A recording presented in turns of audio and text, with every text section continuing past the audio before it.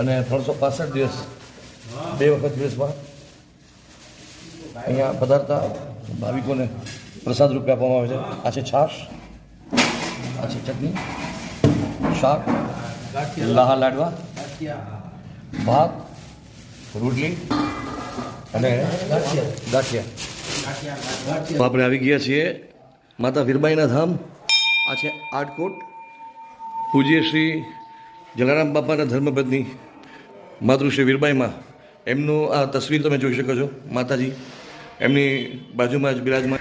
વીરભૂમિ, સતીની ભૂમિ અને માતૃવંદનાની ભૂમિ આ છે આટકોટ.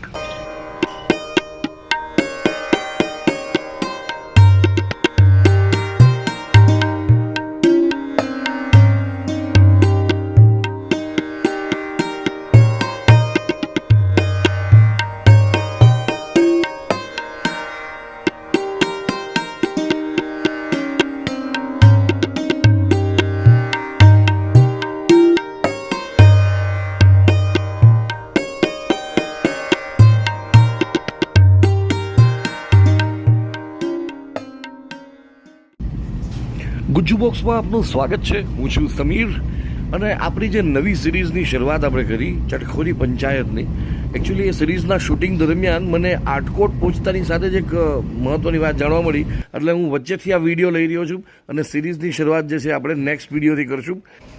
હાલ તો તમને જણાવી દઉં કે આટકોટ પૂજ્ય શ્રી જલારામ બાપાના ધર્મપત્ની માતૃશ્રી વીરબાઈમાનું પ્રાગટ્ય સ્થાન છે અને અહીંયા પણ જલારામ બાપાના વીરપુરની જેમ સદાવ્રતનો એક મહિમા ચાલ્યો આવે છે. આવનારા દિવસોમાં શ્રી વીરબાઈમાના 219માં પ્રાગટ્યોત્સવની તૈયારીઓ થવા જઈ રહી છે અને એમનો પણ ભવ્ય પ્રસંગ ઉજવવાનો છે. તો સૌથી પહેલાં તો હું તમને મંદિર દેખાડું, આશ્રમ દેખાડું, જ્યાં માતાજીનું સ્થાનક પણ છે અને સાથે ત્યાં સદાવ્રત પણ ચાલે છે. આટકોટમાં તમે જ્યારે મેઇન ગેટથી અંદર આવશો ને ત્યારે વચ્ચે એક રામાણી શેરી આવશે અને ત્યાં એક નાનકડો ચોક આવશે. ગાડી તમારા ચોકમાં પાર્ક કરી દેવાની અને ત્યાં સામેની એક નાનકડી ગલીમાં માતૃશ્રી વીરબાઈમાનું મંદિર છે અને ત્યાં ચાલીને જવાનું થશે. એકચ્યુઅલી અમે અહીંયા લોકોને પૂછતા હતા મંદિર વિશે. આ ગાય જાણે અમને મંદિરે મૂકવા આવી ચાલતી હતી. ચોકથી લઈ અને ઠેઠ મંદિર સુધી આ ગાયે અમારું માર્ગદર્શન કર્યું એવું અમને લાગે.